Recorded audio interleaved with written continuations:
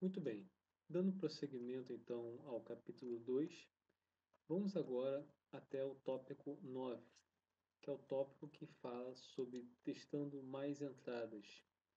Até agora temos usado em nossos experimentos, no máximo uma, duas entradas e uma rung.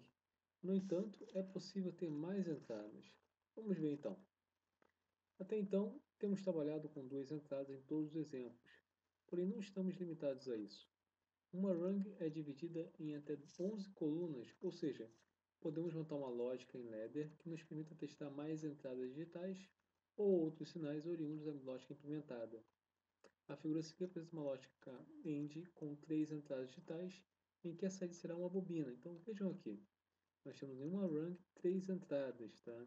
Lembrando que em uma rung eu posso ter até 11 colunas, tá? Eu posso ter aqui 11 entradas digitais, por exemplo, ou um conjunto de bobinas, não tem problema, já que eu tenho 11 elementos, colunas programáveis. Todavia, poderemos preencher com até 11 elementos esta linha, já que é o limite de uma rung. O próximo exemplo mostra uma lógica IND com 6 entradas no CLP, onde essa irá ficar ativa quando todas as entradas estiverem pressionadas. Então, nesse exemplo aqui, nós temos 6 entradas digitais e uma saída, uma bobina. Essa bobina só fica ativa quando essas 6 entradas digitais estão ativas também, estão pressionadas. Vamos montar então esse exemplo no ladder, esses 3 entradas, de modo a ver o seu funcionamento. Então, eu vou partir aqui do exemplo anterior, vou tirar aqui essa entrada. Veja que só tem uma entrada, o I00, e aqui uma saída, no Q00. Para colocar mais entrada, é só vir aqui no Contact Oil, pressionando, que ele aparece na rung automaticamente. Então vejam que eu tenho um exemplo onde há 3 entradas e uma saída. Essa aqui vai ser a entrada I0.1 e essa aqui é a I0.2. Então o que nós fizemos aqui foi uma porta lógica INT, em que a saída somente fica ativa quando as 3 entradas estiverem também ativas. Vamos explorar então esse exemplo.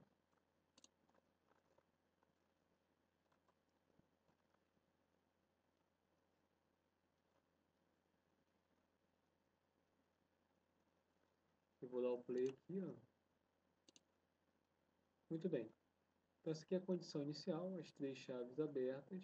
Notem que a saída também está aberta, não está desativada. Vou ativar a primeira entrada.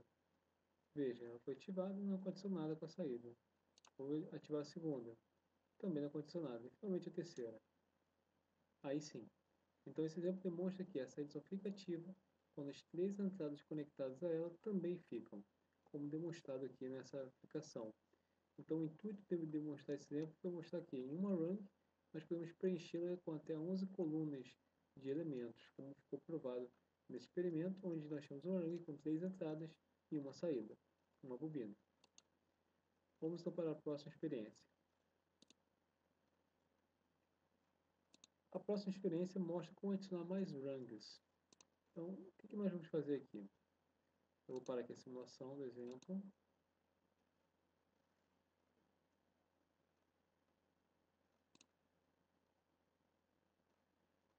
Ok, vou apagar aqui esse botão, central digital. Vou apagar isso, vou deixar só dessa forma.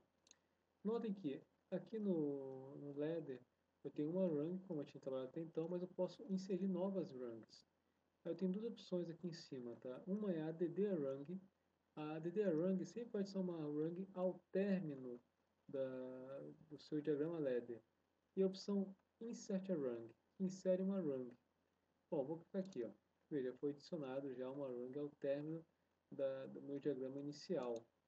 Agora, se eu quiser adicionar uma rung nesse ponto aqui, na rung abaixo, eu vou usar essa opção aqui, ó, Insert a Rung. Tá? Então, o que aconteceu? Eu inseri uma rung na parte, na rung superior. Se eu quiser inserir uma rung nessa posição aqui, eu vou clicar na rung 2, e vou clicar nesse botão aqui, ó, Insert a Rung. Então, veja, a opção Insert a Rung sempre insere uma rung na linha superior, enquanto a Add Rung adiciona uma rung na última linha do diagrama, tá? Eu vou deixar esse exemplo só com duas rungs, então vou selecionar uma, eu vou opcionar o Delete, apagar, a outra também, só com duas rungs só. E o processamento entre elas é paralelo, tá? Você pode fazer uma lógica em uma rung e outra lógica em outra rung de forma completamente diferente, e elas vão ser executadas paralelamente. Para demonstrar isso, na linha de baixo, eu vou colocar aqui um botão. Esse botão, esse contato aberto, vai estar ligado no I01. E aqui eu vou colocar uma bobina.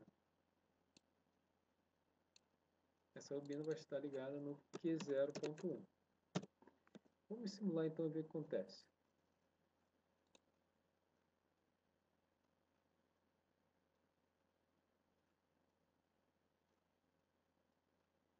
Vou iniciar a simulação. Então, inicialmente, as duas entradas digitais não estão ativas, assim as saídas também estão desligadas. Vou ligar aqui a entrada I00. Ao acioná-la, o que acontece? O Q00 é ativado ao mesmo tempo. E não mudou nada na Rung 1, porque a Rung 1 está sendo testada também pelo CLP, mas ela não está energizada agora. Ao energizar o I01, o que acontece? O I01 acompanha isso, tá? Então veja, nós temos dois rungs funcionando em paralelo, tá? Você pode escrever o seu CLP, o seu diagrama de acordo com a capacidade do CLP. Caso ultrapasse o limite máximo dele, ele vai lhe informar com uma mensagem de erro, pedindo que você faça a correção, tá? Então veja que nós temos duas rungs funcionando em paralelo, sem nenhum problema. Então posso ter várias rungs no meu experimento, no meu diagrama ladder. Caso ultrapasse o limite do mesmo, ele vai te informar através de uma mensagem de erro, tá? Vou parar aqui a simulação. Vamos para o próximo tópico. O próximo tópico informa sobre o contato permanente na bobina. Isso aqui é muito interessante. Por quê? Nós até agora temos visto como montar uma entrada e uma saída. No entanto, a saída da bobina somente fica ativa enquanto a entrada está ativa. Depois que eu desligo a entrada, a bobina acompanha esse estado também desligado ao mesmo tempo. Isso em algumas aplicações é ruim. Para sanar isso, existe contato permanente, em que eu energizei a bobina, ela vai ficar ligada, mesmo que em seguida o contato seja desenergizado, seja desligado. E o mesmo também acontece de forma inversa, quando desligo a bobina. Vamos ler aqui então o parágrafo, no tópico 11.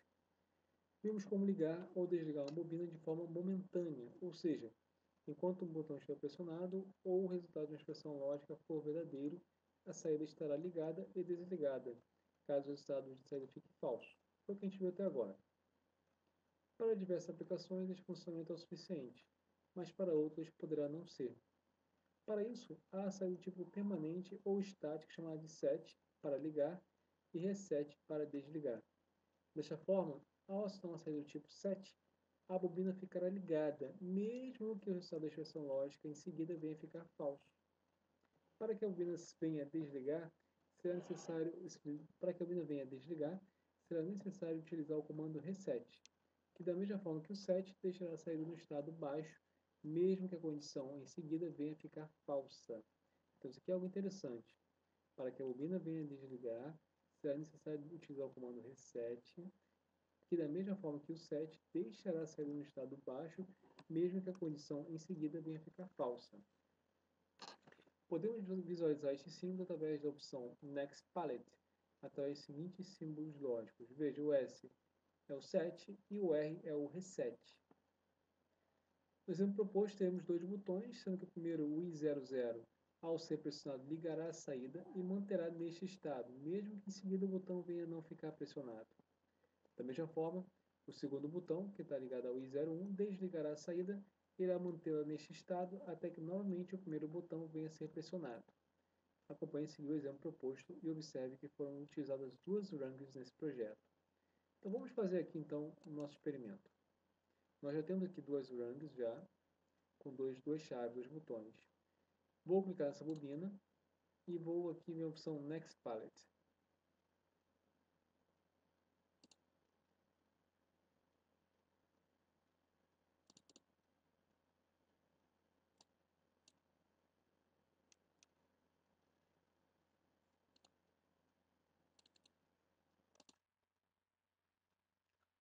Eu estou aqui então na opção Next Palette, tá?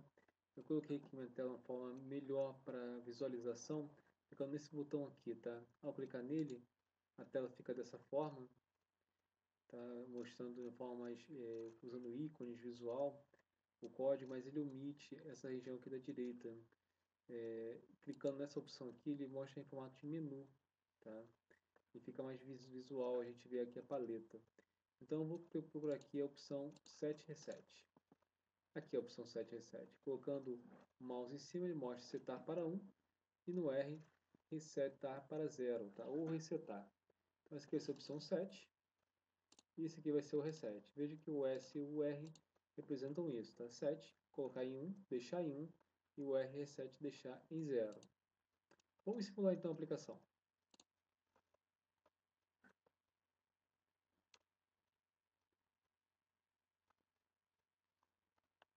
Só algo tem que ser mudado antes, que é o deixar, não cheguei a fazer aqui na experiência, deixar a mesma saída, tá? Então aqui ao invés de ser Q01, deixe Q00. Então a saída é a mesma, Q00, Q00, só que uma seta e outra reseta. Então vamos simular então. Então veja que inicialmente a saída 0, a saída 00 não está ativa, Q00 também não está. O I01 não está ativo, aí já falam aqui também o Q00 também não está. Eu vou ativar aqui a entrada 0. Deixa eu dar um start aqui, deixa eu iniciar de novo o simulador.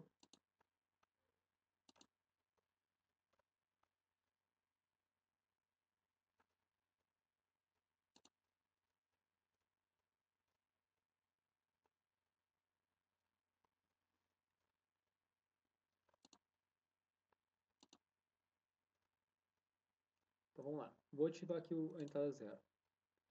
Ao fazer isso, acontece. Veja que a entrada Q00 ficou ativa, isso demonstrado tanto em cima quanto embaixo, essa cor verde indica que ela foi ligada, está acionada. Mas agora eu vou desligar o I00. Antigamente, quando eu fazia isso, a saída automaticamente desligava, agora não mais vai acontecer isso. Ó. Aqui eu desliguei o I00, mas ela manteve nível alto, porque ela está setada naquele valor. Isso é uma espécie de flip-flop. Eu dei um pulso, deixei ele nível alto, ele travou naquele valor, e vai esperar vir uma entrada reset para voltar a zero. Isso vai acontecer quando eu ativar o I01. Ó. Vou ativar o I01, desligou a saída e vai permanecer nesse estado continuamente. Para voltar a ligar, eu tenho que gerar um novo pulso na entrada zero. Olha que interessante. Então essa é a bobina tipo Set Reset. Para diversas aplicações ela é muito importante. Muito bem, vamos então para o próximo tópico.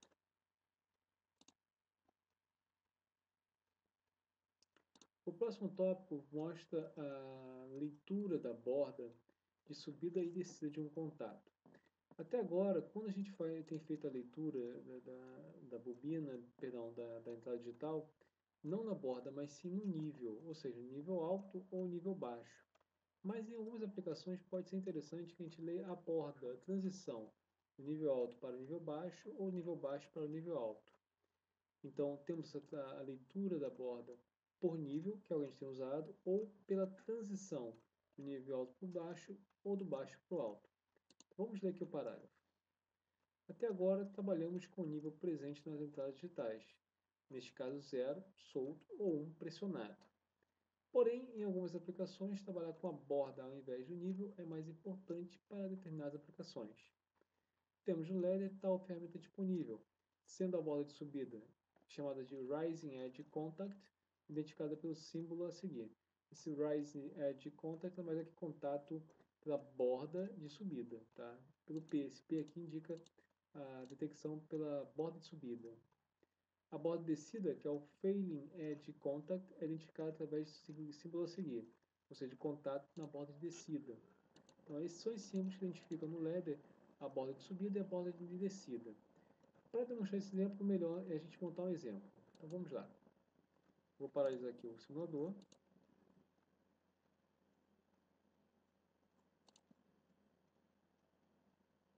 Vou clicar aqui no I00. E aqui eu vou colocar nele uma opção de borda de subida. Vou explorar aqui na paleta. Aqui, ó, esse aqui é o P, é o Rising Edge Contact. E no I01 eu vou colocar uma Failing Edge Contact. Tá? Então, quando eu gerar uma borda de subida no I00, a saída vai ligar. Tá? Vai clicar e vai permanecer ligado, né? Uma borda de subida. Mas para desligar essa mesma saída, eu tenho que gerar uma borda de descida no I01. Vamos ver aqui através de um exemplo, da simulação, ver como é que fica isso.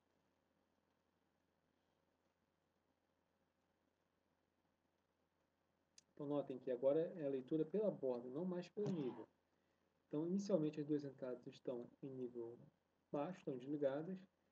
A saída Q00 está desligada, tanto em cima quanto embaixo, nas duas rungs. Vou gerar um pulso aqui no I00, uma borda de subida. Então, gerei aqui um pulso na borda de subida no I00. Deixa eu iniciar aqui o simulador, não inicializei ele.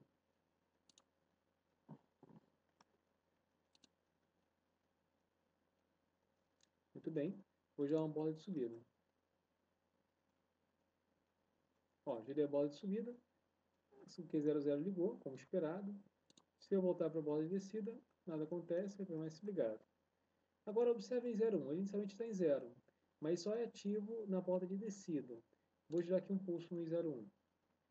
Veja, o I01 agora está em nível alto, mas não aconteceu nada na saída. Por quê? Só vai acontecer quando houver uma borda de descida. E a borda de descida vai acontecer agora, quando eu clicar de novo nele. Por quê? Ele está em nível alto, quando eu pressionar de novo vai voltar para o nível 0. Gerando a borda de descida, ele vai ativar a sua saída e vai desligar o Q00. Vamos ver.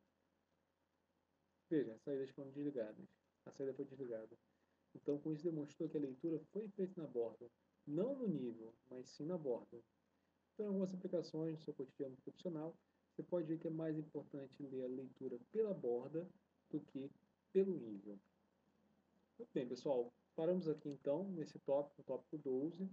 A partir da próxima aula, nós vamos estudar o tópico 13 em diante, que é usando memória tipo bit. Agradeço a atenção de todos, refaçam os experimentos, façam a atividade proposta, de modo que nós possamos avaliar o seu aprendizado. Tá? E até a próxima. Até mais.